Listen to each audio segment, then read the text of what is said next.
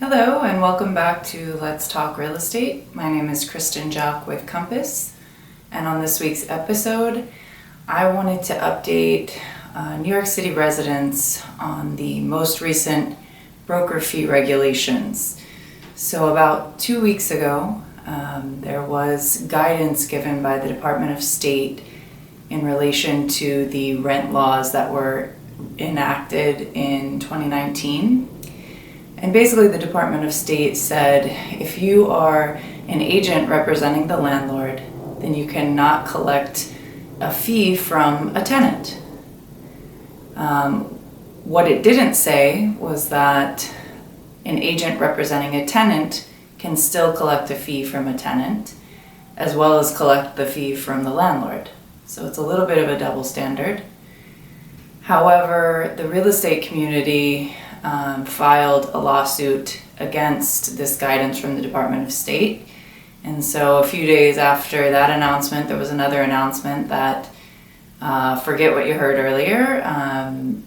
Things will be conducted as per usual. And that is the case now and will be the case until something is remedied in the courts sometime in March. And you know, people have a lot of questions about why is this, and a lot of the reaction that I saw was, oh, well, the rents will just go up. And in fact, that actually happened. Even though it was only in place for a few days, there were a lot of reports coming out from the media saying that rental prices jumped up in that week alone. And I think that is something that people can expect to see. The way that broker fees work now, it's really dependent upon supply and demand. So if there's a lot of inventory out in the market and tenants have a lot of options to choose from, then usually landlords have to be willing to pay the fee to the broker. And when there's low inventory and tenants have fewer options, then generally tenants pay it. And I think that will be worked out similarly if the lawsuit is denied and this does in fact become a new precedent, that you'll see moments where there are a lot of inventory that rental prices will go down maybe a little further than they would have before the broker fee ruling. And in cases where there is low inventory, you will see rental prices surging even higher, which can obviously be problematic for a city that's already considered unaffordable.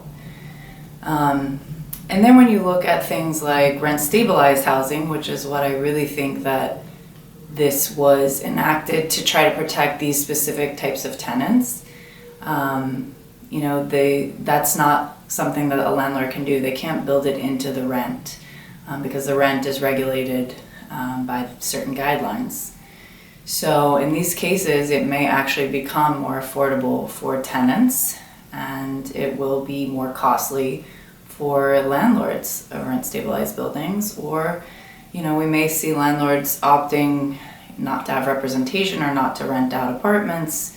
And I think that can be problematic because generally the broker is more knowledgeable about what the guidelines and what the laws are currently over a tenant that may not have moved in a few years, or a landlord who may not have rented out an apartment in a few years.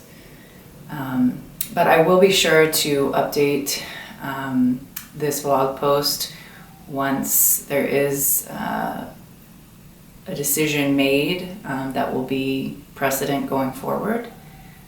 In the meantime, I hope this clears up a lot of confusion people might have. If you do have questions or concerns or comments, please feel free to leave them below and I'll respond in turn. And I hope you'll have an excellent week. Take care.